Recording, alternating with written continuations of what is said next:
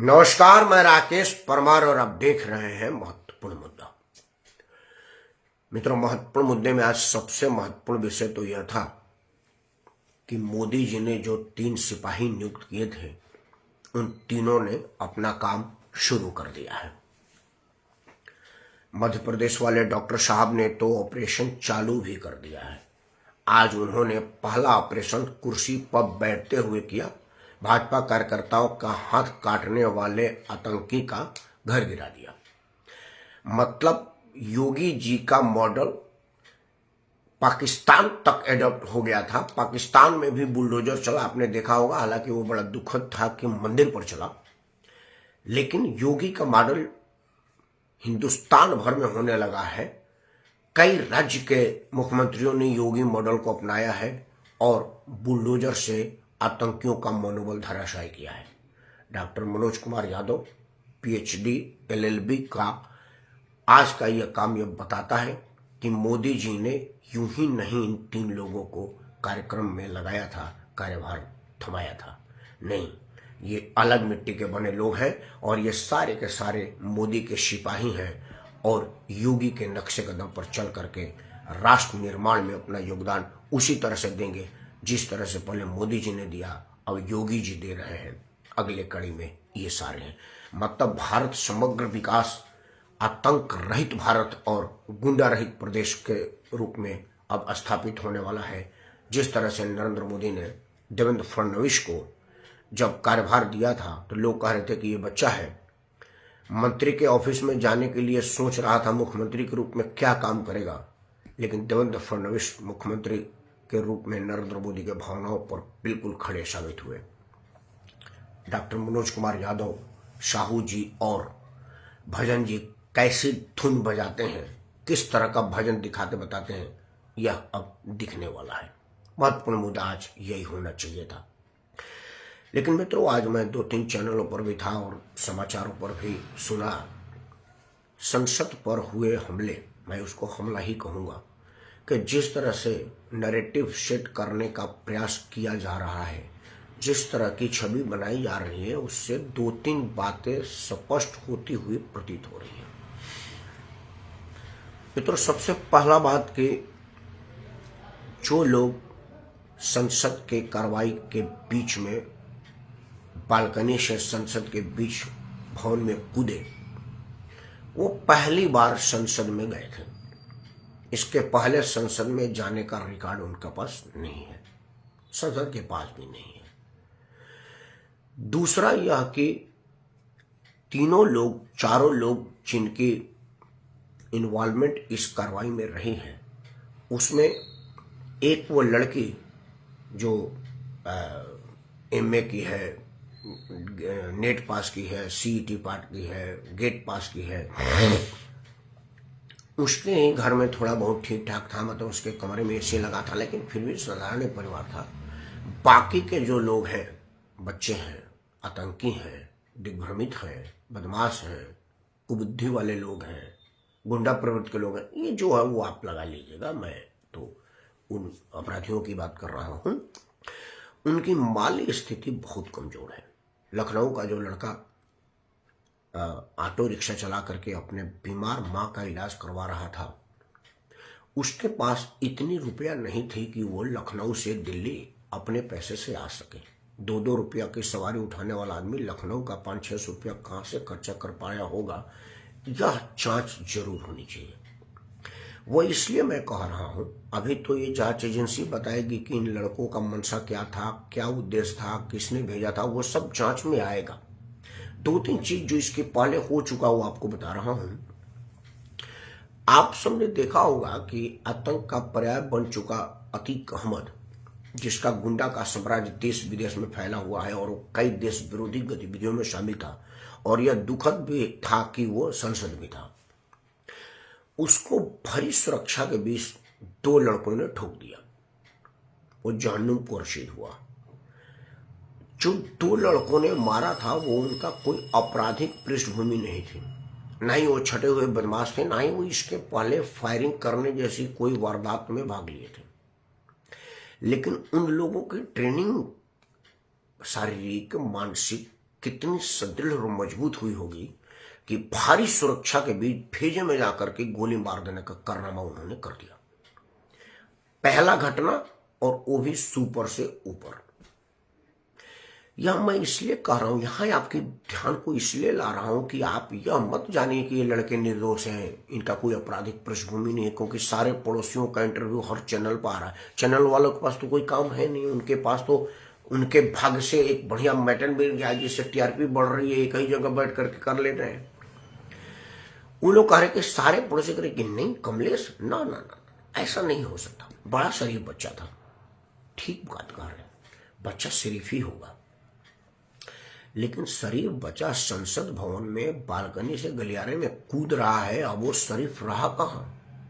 और उसकी शराफत की नकाब कहां उतरी, कैसे उतरी, किस स्थिति में उतरी, किस कीमत पर उतरी, किस परिस्थिति में उतारी गई, क्या प्रलोभन पर उतारी गई, किस दबाव में उतारी गई, जांच का विषय यह है। वो इसलिए कि अतीक अहमद को ठोकने वाले बच्चे भी युवा थे, छोटे बच्चे थे, और उनका भी कोई आपराधिक पृष्ठभूमि नहीं था। उनके भी जांच में यही पाया गया कि यार इन लड़कों ने कैसी गोली मार दी, तो बड़ा शरीफ थे। इन सब बातों को मैं इसलिए रख रहा हूं कि क्या कोई ऐसी गिरोह भारत में काम कर रही है जो सीधे साधे और सच्चे बच्चों को अपराध के तरफ माइंड वॉश करके लेके जा रही है किसी मुद्दे पर। अब अगर ये मुसलमान होते तो मैं ये कहता, या आप कहते, या और लोग कहते कि भाई देखियो इनका तो बैन वाश कर दिया गया अल्लाह के नाम पर, कुरान के नाम पर, कश्मीर में हो रहे जुल्म के नाम पर फलाना वीडियो दिखा करके, वो जाकिर नाइक का भाषण सुन करके, वगैरह वगैरह वगैरह। लेकिन इनमें से तो कोई जाकिर नाइक के समुदाय से है नहीं, ना ही उसको जाकिर नाइक का वीडियो प्रभावित किया होगा, फिर ये क्यों बिगड़े? अब एक नैरेटिव आ रहा है कि जैसे वो नीलम की मां ने कहा कि जी इतनी पढ़ लिखने के बाद भी नौकरी नहीं मिली, इसीलिए वो नौकरी की मांग करने चली। देखिए, नौकरी की मांग करने के लिए बेरोजगार संसद के गेट पर जाते हैं, संसद के अंदर नहीं जाते। यह एक महीन लाइन उसकी मां बताना भूल गई। उसका भाई बता रहा था कि मेरी जो बहन ने किया वो गलत किया, नहीं करना चाहिए, इसकी उनको सजा मिलनी चाहिए। लेकिन जो मुद्दा उन्होंने उठाया, मैं उस मुद्दे के साथ हूं। और पता चला कि हरियाणा का खाप पंचायत उस लड़की के को छुड़वाने के लिए पंचायतें करने लगी। एक तो हरियाणा के खाप पंचायत वालों से मैं विनम्रता से आग्रह करूंगा कि भाइयों जरा सोच समझ के अपनी हैसियत को पहचान करके, अपनी औकात को जान करके मुद्दा पर बैठा करो, नहीं तो आपका हाल वही होगा जैसे वो फतवे का हो गया। कभी फतवा अल्लाह का फरमान माना जाता था, मुल्ला का जब से वो बयान आने लगा तब से वो मुल्ला का बयान हो गया, और उसमें अल्लाह का कोई पवित्रता नहीं रही और वो फतवे का कोई असर नहीं हुआ। मुसलमान जिस कान से सुनता है उसी कान से निकाल देता है उसी, इसलिए कि वो हर बात पर फतवा, हर बात पर फतवा, हर बात पर फतवा, फतवा बेअसर हो गया, फतवा ने अपनी इज्जत खो दी। उसी तरह से अगर ये खाप पंचायत वाले लोग हर बेबुनियाद बात पर, बेमतलब के बात पर इस तरह की कोई पंचायतें और बैठकें करने लगेंगे तो आप अपना असर खो देंगे। समाज में खाप का बड़ा असर है और खाप का बड़ा खौफ है, और ये ठीक भी है कई कई मामलों में। आज जो बेहुदगी बेशर्मी बढ़ रही है उसमें खाप वालों के वजह से कम महिलाएं इज्जत से रहना चाहती हैं। ये लंबारी जुमारे जैसा कुरीतिया खाप के वजह से गांव में नहीं पहुंचा हुआ है। खाप बढ़िया काम करिए, लेकिन खाप में भी ये नहीं सोचना चाहिए कि आप कुछ भी कर देंगे। किसान आंदोलन में कुछ खाप को सरकारों ने ढील दे दिया, इसलिए कि भाई मामला अपने किसानों का है और खाप वाले खुदा समझ लिए, तो यह वो गलत कर रहे हैं। केंद्र में मोदी की सरकार है, हरियाणा में भी संघ की सरकार है। आतंक का समर्थन करेंगे तो खुद ही आतंकी लिस्ट में शामिल कर लिए जाएंगे और समाज से प्रतिष्ठा खो देंगे। अगला बात है मित्रों, दो तीन चीजें जो बड़ी समझने वाली बात है कि यह लोग चार वर्ग से आते हैं, चार दिशा से आते हैं, और चार रहन सहन वातावरण है। ना तो इन लोगों का भाषा एक है, ना भूषा एक है, ना ही मकसद एक है। फिर ये किस मकसद को एक करके इनको एक फाउंडेशन पर लाएगा, एक प्लेटफॉर्म पर लाया गया और एक कमरे में रह करके ब्रेन वॉश किया गया और वो पार्लियामेंट के अंदर इस तरह का बदनाम करने का प्रयास किया गया। यह एक गंभीर विषय है और इसको जांच के घेरे में जरूर लाना चाहिए। एक चीज का शुक्र मनाइए, एहसान मनाइए कि इन लोगों के पास विषैला गैस नहीं था। विषैला गैस भी लेके जा सकते थे। एक यही कारण है जो मुझे किसी दूसरी तरफ सोचने पर मजबूर कर रहा है, और वह इससे भी खतरनाक या आतंकी कार्रवाई से भी ज्यादा खतरनाक मामला है। वह यह कि जब से पार्लियामेंट का नींव पड़ा तब से इसको मोदी का महल कह करके विरोधी प्रचार कर रहे हैं। देश दुनिया में सर्वाधिक लोकप्रिय जननायक नरेंद्र मोदी की लोकप्रियता से भाजपा में लोग जलने वाले हैं। बाहर वाले तो उपेन जलते हैं, भाजपा वाले अंदर अंदर जलते हैं, कह नहीं पाते हैं। मोदी की स्थिति यह है कि ना तो किसी को निगलते बनता ना उगलते बन रहा है, गले में फंस गया है हड्डी की तरह। आप जिस तरह से सांप नेवले को निगल जाता है ना, तो वो निगलता है तो मरेगा, उगलता है तो अंधा होगा वाले हाल है। तो नरेंद्र मोदी आज के तारीख में सभी राजनीतिक दलों के गले में फांस की तरह से फंस गया है, ना निगलते बनता है ना उगलते बन रहा है।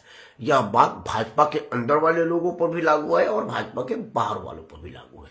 चूंकि भाजपा एक संयमित, संस्कारित और संगठित पार्टी है, इसलिए उस पर कोई बयान विरोध का दर्ज नहीं कराता। अंदर तो है तूफान मचा हुआ, वह सब समय समय पर चेहरे के हाव भाव से दिख जाता है। बात इस पर नहीं है, हम नहीं करते। तो क्या विरोधियों के बयान को अगर हम कंक्लूजन मतलब कोई निष्कर्ष निकाले तो यह माने कि किसी विरोधी राजनीतिक दल का साजिश का शिकार हुए हैं बच्चे, उन्हें भारी प्रलोभन दिया गया, उनके घर के आर्थिक स्थिति की आकलन करके उसको आर्थिक मदद का लालच दिया गया कि भाई तुम्हारे माँ का ऑपरेशन के लिए पैसा नहीं मिल पा रहा है और ये 1-1 रुपया का बैटरी रिक्शा चला करके कितना कमा पाओगे, ये 1 लाख 2 लाख 5 लाख लो, अपना जीवन संवारो, जेल में रहोगे, आराम से बिरयानी खाओगे, बाहर माता जी का इलाज का खर्चा मैं उठाता हूँ, जाओ पार्लियामेंट में जाकर के धुआं छोड़ दो। क्योंकि मारना किसी का उद्देश्य होता तो मारने वाला जहरीली गैस लेके जाता। धुआं इसलिए छोड़ा है ताकि देश भर में सुरक्षा का पोल खुल जाए और देश भर में यह भाषण में कहा जाए कि मोदी ने जहां दुनिया में गलतफहमी फैला रखी है कि यह देश सुरक्षित हाथों में है, उसका संसद ही अगर सुरक्षित हाथों में नहीं है तो किस तरह के सुरक्षित हाथों में। क्योंकि कल और आज 2 दिन में 2-2 3-3 चैनलों पर था, कांग्रेस प्रवक्ता कह तो रहे थे कि अब पता चल रहा है कि उरी में हमला कैसे हुआ, मणिपुर में हमला कैसे हुआ। शिवसेना बाला ठाकरे का, उद्धव ठाकरे का अधिकृत प्रवक्ता संजय राउत ने टीवी में बयान दिया है कि अब समझ में आ रहा है कि मणिपुर में कैसे हो गया। यह भटके हुए लोग हैं, रोजगार मांग रहे हैं, रोजगार मांगते मांगते चले जाएंगे। कुछ लोगों ने ये कश्मीरी आतंकियों की तरफ से भटका हुआ नौजवान कहना शुरू कर दिया है कि ये सारे भटके लोग हैं। तो क्या हमारे राजनीतिक के लोग नरेंद्र मोदी से सीधी टक्कर ना लेने की स्थिति में इस तरह की गंदी, ओछी और गलत हरकत करना शुरू कर दिए हैं और यह लड़के राजनीति के शिकार हो गए हैं और राजनीतिक दलों का यह गंदी साजिश सामने आ रही है। जिस तरह का नैरेटिव सामने आ रहा है, क्योंकि सब के सब लोग सुरक्षा पर प्रश्न कर रहे हैं, मोदी को फेल और अमित शाह को जिम्मेदार ठहरा रहे हैं। जबकि लोकसभा का अध्यक्ष कह रहे हैं कि भाई लोकसभा का अध्यक्ष होने के नाते इसकी सुरक्षा की जिम्मेदारी हमारी है। मतलब संसद में जितने सदस्य हैं उस सबकी सुरक्षा की जिम्मेदारी लोकसभा सचिवालय का है और वो सार्वजनिक रूप से पीठ पर बैठ करके यह अनाउंस कर रहे हैं, घोषणा कर रहे हैं कि इसका जिम्मेवारी मेरी है और मैं जिम्मेदार हूं। मैंने इन्हीं लोगों को सस्पेंड कर दिया है जो त्वरित जिम्मेवार दिखे, बाकी का व्यवस्था चाक चौबंद किया जाएगा और जांच करके और भी कुछ सामने आता है तो उनको भी निकालेंगे। लेकिन फिर भी इसको राजनीतिक माइलेज देने का जो प्रयास हो रहा है वो इस तरफ इशारा कर रहा है कि कहीं नरेंद्र मोदी से पिछड़ रहे राजनीतिक दलों का यह कोई मंशा और साजिश तो नहीं है। और अगर ऐसा है तो ये पाकिस्तान के आतंकी साजिश से बड़ा घातक और खतरनाक साजिश है, क्योंकि राजनीति में आप सीधे नहीं जीत पाएंगे तो इस तरह के ओछी हरकत करके अगर कोई जीतने का प्रयास करेंगे तो वह बर्दाश्त के बाहर होगा और कोई भी शरीफ आदमी इसको बर्दाश्त नहीं कर पाएगा। 140 करोड़ देशवासियों के कोप भाजन का शिकार बनेगा। 2 बातें अंत में कह करके वीडियो बंद करता हूं। सबसे पहला, राजनीतिक साजिश का शिकार का मंशा में क्यों जाहिर कर रहा हूं, उसके पीछे का उद्देश्य है कि जब वो बच्चे पहली बार संसद में गए हैं तो उनको यह कैसे पता कि जूते की जांच नहीं होती? वो तो उन्हीं को पता होना जो फिलफिट संसद में जा रहे हैं। तो क्या संसद में रोज रोज जाने वाले कोई संसद सदस्य की साजिश लग रही है, क्योंकि उनको पता है कि जूते की जांच नहीं होती? या कोई मोदी विरोधी पत्रकार जो कि रोज संसद में जा रहा है, पत्रकारों का भी जांच वाच माने रोज संसद में आने जाने का काम लगा रहता है, वो भी देख रहेगा कि जूते की जांच नहीं होती, बाकी तो जांच होती है, तो तुम जूते में छुपा के लेके जा सकते हो। इन लड़कों को अगर यह पता नहीं होता, उनको बताया नहीं गया होता, तो वो बैग में ले जाते, जेब में ले जाते, कहीं और लेके जाते और पकड़े जाते। लेकिन ये वो जूते में लेके गए जिसकी जांच नहीं होती। तो इतनी पुख्ता जानकारी उनको दिया किसने? वही ना जो रोज रोज संसद जाता है। तो रोज रोज संसद कौन जाता है? पत्रकार, नेताओं के पीए और खुद संसद सदस्य। तो ये तीनों लोगों में से मोदी के विरोधी और मोदी के पक्ष वाले भी लोग तो होंगे। तो क्या कोई मोदी विरोधी संसद का पीए ने टिप दिया है, मोदी विरोधी पत्रकार ने टिप दिया है, या मोदी विरोधी संसद सदस्य ने टिप दिया है कि इस तरह की छूट मिलती है, आप आइए? और पैसा जब एक संसद के यहाँ 400-500 करोड़ मिल रहा है और अभी आगे मिलने की आशंका है, तो हमारे नेताओं के पास पैसे की पर तो चर्चा करके टाइम खराब करूंगा आपका, मैं अपना भी। क्योंकि आपने देखा नहीं कि एक आदमी के घर 400 करोड़ के करीब मिला है, बाकी अभी मिल रहा है। तो बाकियों के बीच में सोच लीजिए कि कितना होगा। क्योंकि हमारा संसद गरीब होगा तो संसद नहीं होगा, और संसद होगा तो गरीब नहीं रह पाएगा। दोनों ही बातें आपके सामने ही है और आप देख भी रहे हैं। तो इन सब बातों में या पाकिस्तान के आतंक का समर्थन करने वाला पुन्नू ने जो कहा था कि मैं हिला दूंगा संसद के बाहर और भीतर, तहलका मचा दूंगा 13 तारीख को, तो क्या वो 13 तारीख को धुआं बम छोड़ के ही अपनी उपस्थिति दर्ज कराया और भारत के एस्टेब्लिशमेंट को बताया कि मैं चाहे कनाडा में रहूं या अमेरिका में रहूं, मेरे लोग संसद तक है और संसद तक जा सकते हैं? आज तो वो धुआं लेके गए, कल गैस लेके चले जाएंगे, और एक बार गैस खोलने पे जितने लोग संसद में होंगे सारे के सारे सो जाएंगे। क्योंकि देश और दुनिया में इतनी खतरनाक गैसें आजकल उपलब्ध हैं जो सेकंड में काम तमाम कर देती हैं। आजकल तो कहा जाता है कि ऐसी है कि आदमी के अंगवस्त्र में कच्छे में डाल दीजिए और पहना दीजिए तो वो मर जाता है, जहर वहां से असर कर जाता है। मतलब एक बहुत बड़े नेता की बहुत बड़ी पत्नी का जो मौत हुआ, वही तो बताया जाता है कि शायद उनके कच्छे में कुछ सफेद चीजें दिख रही थी, कहीं वो तो नहीं जहर वहां से भेज दिया गया हो। चीजें तो आजकल कई आ रही हैं। तो पुन्नू जैसा आतंकी जो जिस पर अमेरिका का सरपरस्ती है, कनाडा में कॉपरेट करता है और पाकिस्तान का सारा आईएसआई का समर्थन उसके पास है, उसके पास तो इस तरह की केमिकल्स उपलब्ध हो सकती है और वो भिजवा सकता है। तो वो एंगल है या ये एंगल है, विचार आप करिएगा। लेकिन जिस तरह से भारत के राजनीतिक दल के लोग नैरेटिव सेट करने का प्रयास कर रहे हैं, उससे लगता है कि यह गंदी राजनीति का शिकार हो रहे हैं ये बच्चे। क्योंकि इन सबकी आर्थिक स्थिति बहुत खराब थी। नीलम ही बेरोजगार नहीं थी, वो सक्रिय राजनीतिक कार्यकर्ता थे। और हमारे देश में राजनीतिक कार्यकर्ता गरीब कहाँ तक रह पाते, कितना दिन तक रह पाता है, कहाँ रह पाएगा। और एक 42 वर्ष की लड़की, जिसको लड़की लड़की प्रचारित किया जा रहा है, वो 42 वर्ष की लड़की हर घाट की पानी पी है।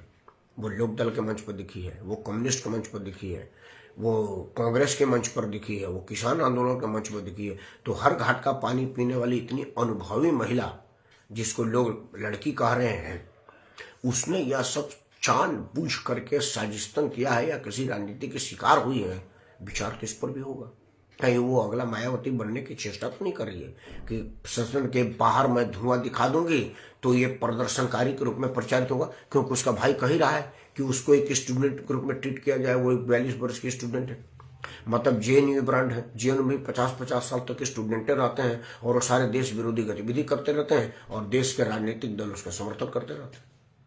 तो इन सब विषयों पर विचार जरूर किया जाए, लेकिन हाथ जोड़ के प्रार्थना है कि सुरक्षा को राजनीति से अलग किया जाए और राजनीति को सुरक्षा से अलग किया जाए, तब जाकर के निष्पक्ष जांच होगा और इस तरह के कार्रवाई करने वालों का मनोबल डाउन होगा। अगर आप राजनीति खेलेंगे तो कल कोई और काम होगा। लेकिन मैं यह कैसे उम्मीद करूं, जब हमारे देश में घोषित आतंकी अफजल गुरु के लिए लोग एक बड़े विश्वविद्यालय में नारा लगा सकते हैं कि अफजल हम शर्मिंदा है, तेरे कातिल की जिंदा है। तो यह तो अभी उससे कम घटना है। तो कल को कोई राजनीतिक दल इसको अपना कार्यकर्ता मान करके युवाओं के विरुद्ध सरकार का साजिश और दमन की कार्रवाई न सिद्ध कर दे, इसके पहले इतनी बुरी गति हो। देशवासियों से हाथ जोड़ अपील है कि ऐसे लोगों को पहचानिए और इन लोगों को इंडोर्स ना करिए। मनसा करवा बाजरा मतदान के टाइम में जरूर याद रखिएगा। मतदान के समय उंगली दबाने से पहले इनका मनसा जरूर दबाइएगा, तभी ये दबेंगे।